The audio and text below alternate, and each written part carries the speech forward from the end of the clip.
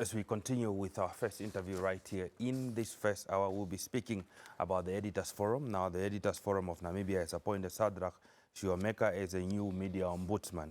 Now, he will serve for a term of 3 years until 2028. Dr. Shiwameka's appointment follows a general meeting of the Editors Forum of Namibia that took place on the 18th of July.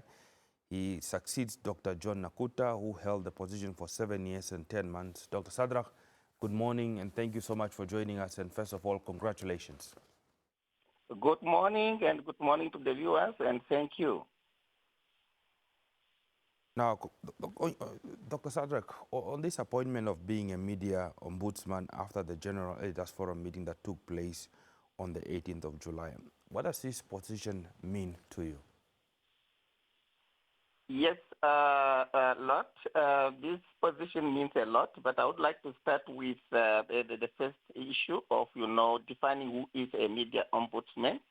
The media ombudsman is an independent and impartial official tasked with the responsibility of investigating complaints that are emanating from media and ensuring that the media operate fairly and ethically. The media ombudsman also represents public interest by addressing grievances that are emanating from the media content. Just look at that one. Grievances that are emanating from the media content, not the other grievances, at workplaces against that specific media agencies. The office also means that, I have to address issues related to news reporting, editorial standards, and public concerns, as we can see it.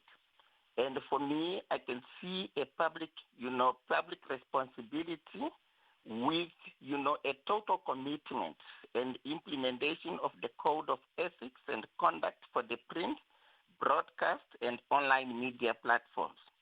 So therefore, I will be serving as a bridge between the public and institutions, including the media, and I will be their mediator when they have, issues that has to do with either, their human right violation or issue of trust and credibility. So therefore, overall, I would say, I am foreseeing, a balanced and truthful media landscape that instill and comply with the Code of Ethics and Conduct. What are some of the issues that you think that you will be highlighting amongst your tenure that you will focus on immediately? Yes, thank you so much. And before the issues, I would like also to highlight some of the, key responsibilities that my office is doing, because I have seen, upon my appointment, there are so many things that, people are not aware about this specific office, and they are likely also to, confuse it with other offices that we have. As a media ombudsman, I'll be presiding over any media-related matters raised by the public through the African Union Approval Media Self-Regulatory Mechanism, as established in 2009, as well as our Code of Ethics and Conduct.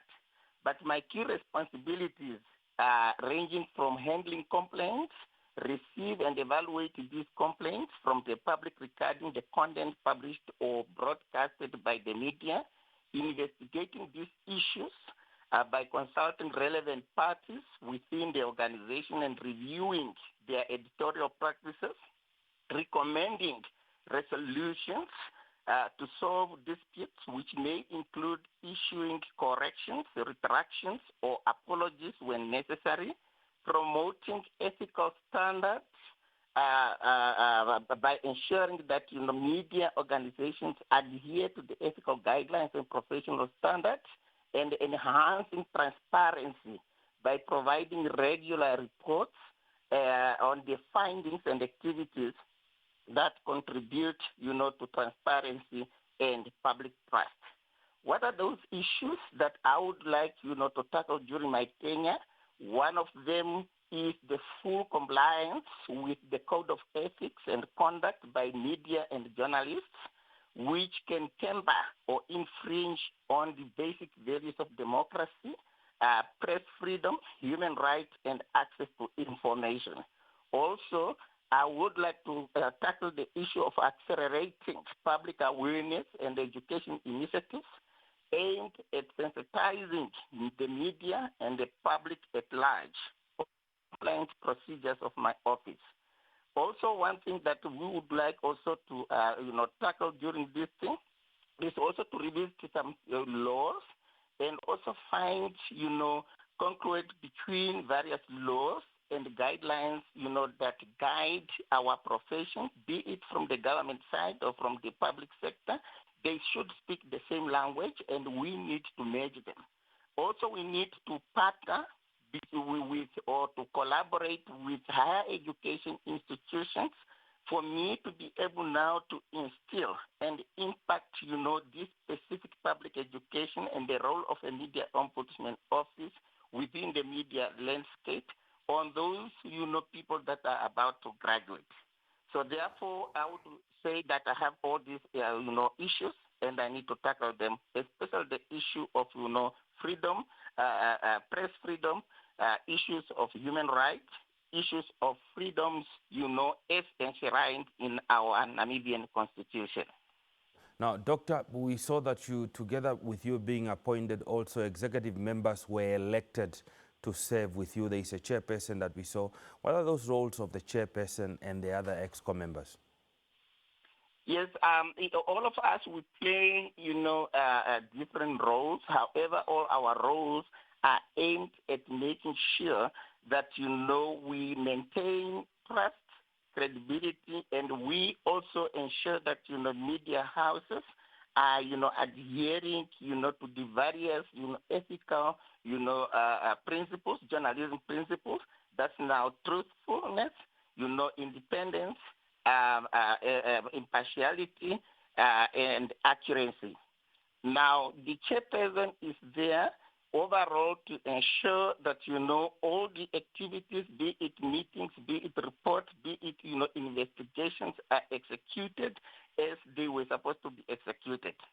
And the other EXCO members, especially, the committees, the AP committee and the compliance committee will assist me when I am executing these investigations so that we'll be able now to find, a proper solution to the issue that was raised by the public. All of us will work hand in hand. I will not work in isolation, but we need to treat, these issues that are raised, impartially, with no favor or any biasness, because we should act independently. Joe Mecca, you serve as a senior lecturer at the Namibia University of Science and Technology in, that is with regard in the scope of journalism and media technology. How will you incorporate your experience from NAST within this role?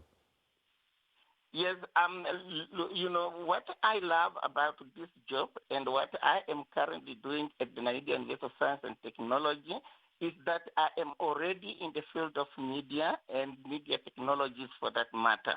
So my exposure and experiences, in the field of media ethics, in the field of, technology administrations and usage, I would be able now to instill these skills and ethics not only on my students and colleagues at NAST, but also the public at large.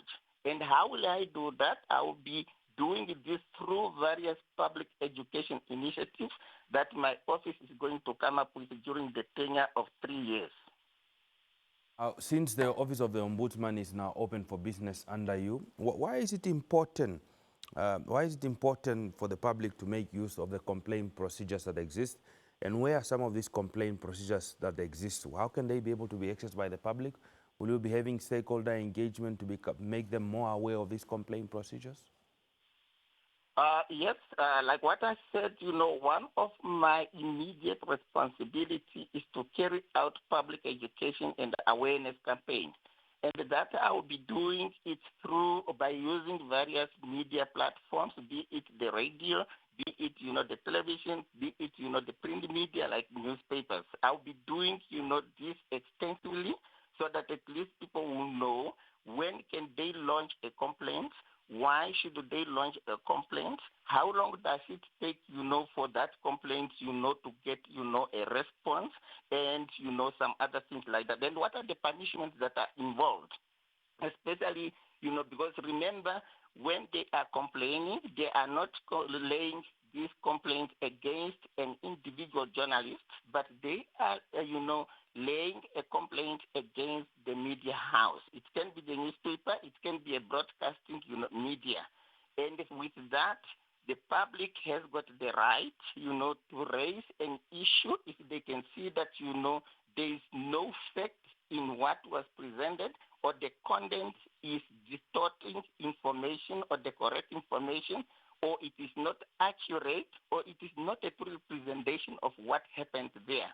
Therefore, they should come to my office, within, a prescribed time to raise this issue, and I'll be able now to have, to act as an intermediary between them and that specific media house.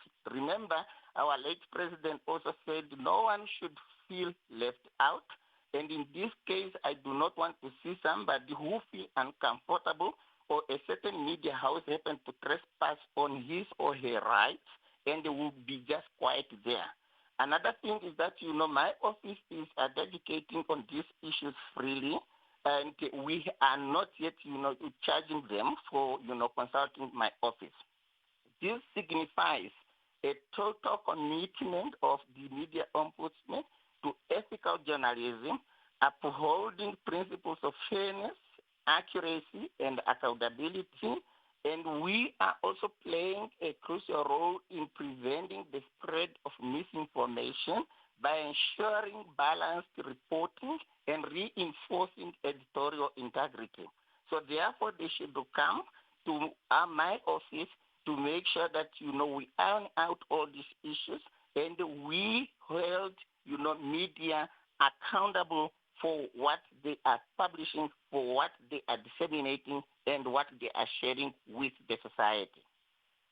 Dr. Sadrak, thank you so much for making time to speak to us this morning, and wish you all the best in your new role. Thank you so much, and thank you to public, and feel free to reach out to me. We will be sharing all my details on various platforms, and I'll also have different channels by which, the public can reach out to me. Thank you so much, and have a blessed day ahead. Likewise, Doctor.